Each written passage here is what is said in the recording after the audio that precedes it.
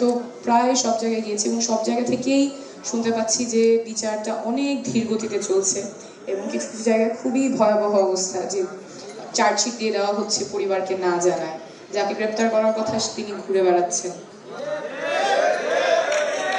শহীদের বাবা এলাকায় ফিরতে পারছেন না ভয়। অভ্যুত্থানের পরে বাংলাদেশে তো এরকম অনিরাপদ থাকার কথা না, আমাদের শহীদ পরিবার আহতদের এরকম অনিরাপদ থাকার কথা না, কিন্তু এখনো কেন এরকম হচ্ছে, কেন বিচারে ধীর গতি হচ্ছে? আমি শহীদের মা একজন আমাকে বলছিলেন যে আমাদের তো আর চাওয়ার কিছু নাই, বিচারটা যাতে হয়। বিচার ছাড়া আমি কিভাবে শান্ত থাকবো, কিভাবে সুস্থ থাকবো? ওনারা একেবারেই ভেঙে পড়েছেন, কিন্তু বিচারের ক্ষেত্রে অনেক ধীরগতি হচ্ছে এবং সেই ক্ষেত্রে অনেক অনিশ্চয়তা, বিচার কি আসলে হবে কিনা। একটু আগে আহনাফ আবিরের মা খুব আবেগতাড়িত ভাবেই বললেন যে কতদিন যে অপেক্ষা করতে হবে সেই জায়গায়ও কোনো নিশ্চয়তা নাই। একদম শেষ করছি দুইটা বিষয় শহীদ আহতদের নিয়ে কথা। লং টার্মে যেটা আমাদের স্বাস্থ্য ব্যবস্থাটা ভঙ্গুর, আমাদের যখন কোনো দুর্যোগ হয়, কোনো দুর্ঘটনা হয়, দেখা যায় যে জরুরি পরিস্থিতি মোকাবেলা করার মতো ব্যবস্থা থাকে না। এটা আমরা একদম রিসেন্টলি মাইলস্টোন দুর্ঘটনাও দেখেছি। অনেক মানুষ এগিয়ে এসেছেন, অনেক মানুষ সাহায্য করার চেষ্টা করেছেন, কিন্তু যেই বাচ্চাটা পড়ার পরে সে খুঁজছে রিক্সায় যাবে না সিএনজিতে যাবে, কিভাবে হাসপাতালে পৌঁছাবে, ওর তো এটা খোঁজার কথা না।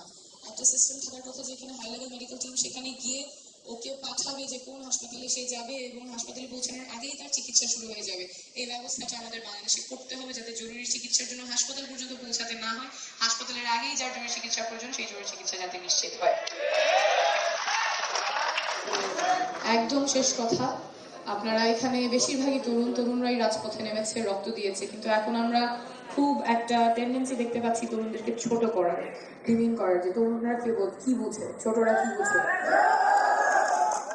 ওরা তো দেশে কিছু নীতি নির্ধারণী কিছু বুঝে না, ওরা ঘরে ফিরে যায়, ওরা স্কুলে ফিরে যায়, ওরা নীতি নির্ধারণে থাকার কথা না।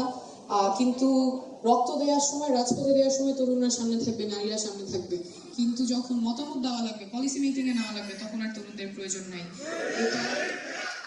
এই কথাগুলো যখন বলা হয় আমার মনে হয় তাদের মাথায় রাখা উচিত, যখন আপনারা তরুণদেরকে ছোট করছেন তখন শহীদ আহনাফ আবিরকেও ছোট করা হচ্ছে, যে গুলির ভয় না করে রাস্তায় নেমেছিল। একটু আগে হাসনাত কথা বলে গেল, তাকেও ছোট করা হচ্ছে, যারা গুলির ভয় না করে ফ্যাসিবাদকে পতন ঘটিয়েছে। এই ছোট করা যাতে না হয়, সবাইকে যাতে যথাযথ সম্মানের সাথে নতুন বাংলাদেশে ট্রিট করা হয়, নতুন বাংলাদেশ তরুণদেরই বাংলাদেশ। বিপ্লব, জনাব নাহিদ ইসলাম, আপনার কি এই বিষয়ে কোনো কিছু বলার আছে? আপনি যে ছোট করে বলেন, নাহলে আমরা পরের প্রশ্নে যেতাম। না, আমি একটা বিষয় বলবো যে আমাদের বাংলাদেশের ইতিহাসে যে অভ্যুত্থানগুলো আমরা দেখি সেটাই কিন্তু ছাত্ররাই মোটামুটি নেতৃত্ব দিয়েছে বা সফল করতে ভূমিকা রেখেছে, সেটা 69 বলেন 90 বলেন। কিন্তু এবারে আন্দোলনে গুণগত পরিবর্তনটা হচ্ছে 69 বলেন 90 বলেন, সেই সময়ের অভ্যুত্থান ছাত্ররা নেতৃত্ব দিলেও সামনে কিন্তু একটা রাজনৈতিক শক্তি ছিল, রাজনৈতিক দলগুলোর একটা প্ল্যাটফর্ম ছিল, যারা পরবর্তীতে ক্ষমতাটা নিয়েছে। সেটা 69-এ আওয়ামী লীগের নেতৃত্বে ছিল, 90-এ বিএনপি আওয়ামী লীগ সহ নেতৃত্বে ছিল। কিন্তু এই আন্দোলনে কিন্তু আসলে এরকম কোনো রাজনৈতিক প্ল্যাটফর্ম বা দল কিন্তু সামনে ছিল না। ফলে 5ই আগস্টের পরে আসলে শেখ হাসিনার পতনের পরে কিন্তু এই দায়িত্বটা আসলে আমাদের উপর এসে পড়েছে, যদি আমরা এটার জন্য আসলে প্রস্তুত ছিলাম না।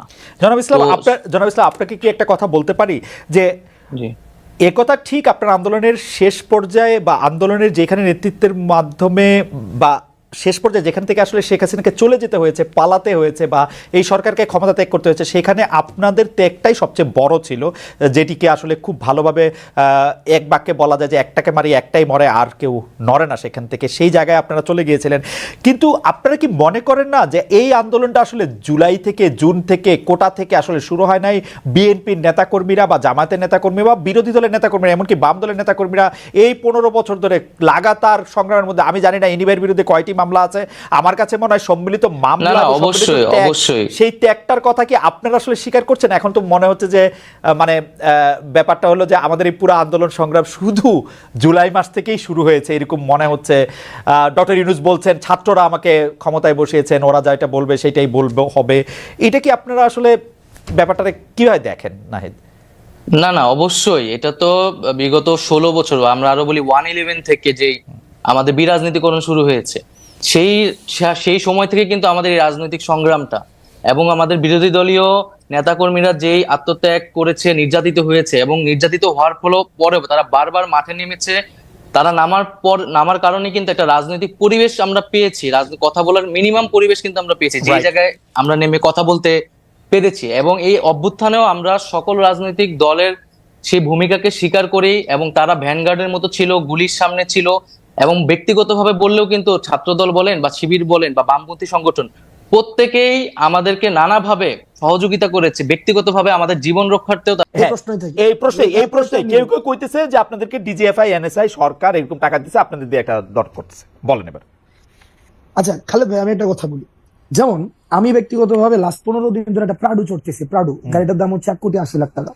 প্রাডু চড়তেছি, হয়তো আগামী সপ্তাহ থেকে ওডি চড়বো। ওডি যেমন আমার অ্যাকোয়েন্টেন্স এর মধ্যে প্রাডু আছে, ওডি আছে, তারপর হচ্ছে বিএমডব্লিউ আছে, তারপর হচ্ছে মার্সিডিজ আছে, করোলা এক্স থেকে শুরু করে আলফ্রাডো পর্যন্ত আছে, রাইট?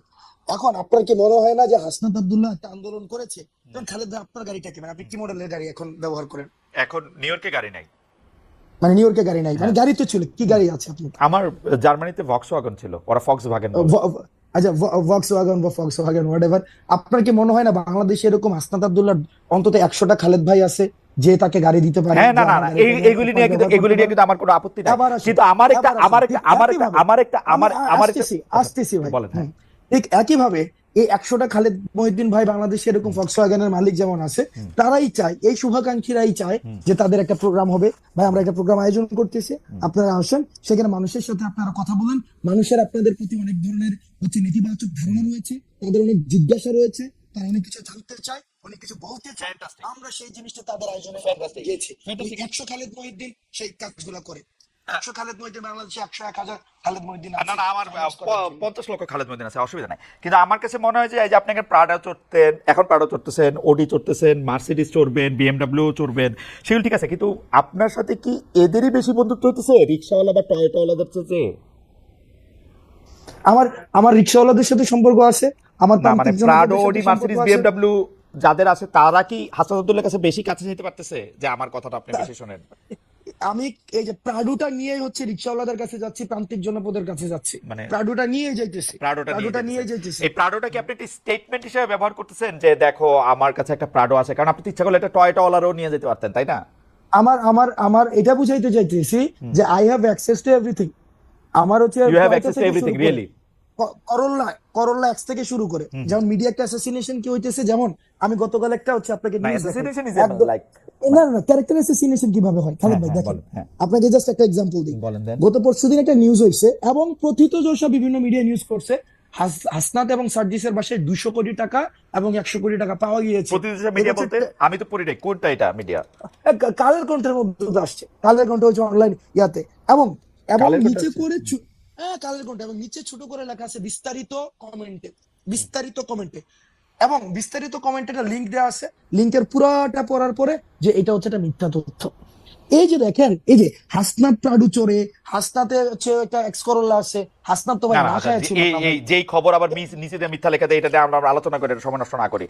কথা হলো যে আপনারা যে সভা সমিতি করতেছেন, আমি কোন জায়গায় প্রশ্নটা আসতে যেতেছি জানেন? আমি কোন জায়গায় প্রশ্নটা করতেছি, জনমতটা বইরা ওঠে ওইভাবে যে হাসনাত প্রাডু চলতেছে, ওকে, কিন্তু পরের প্রাডুটা সেটার উৎসটা কি সেটা নিয়ে কিন্তু জনমতটা বইরা ওঠে না। ওকে, এই ক্লিকবেট জার্নালিজমের প্রবলেমটা হচ্ছে এই জায়গায় ভাই। দেখেন আমি আপনাকে বলি, আমার দুইটা বন্ধু আছে, এর একটা প্রাডো গাড়ি আছে, এর একটা টয়োটা গাড়ি আছে, আরেকটা খালাতো বন্ধু আছে, ওর ধরেন আরো একটা ছোট গাড়ি আছে। আমি যে এর মধ্যে পিক এন্ড চুজ করে প্রাডোটা নিতেছি, এর মধ্যে আমার কোনো কামনা বাসনা আছে কিনা?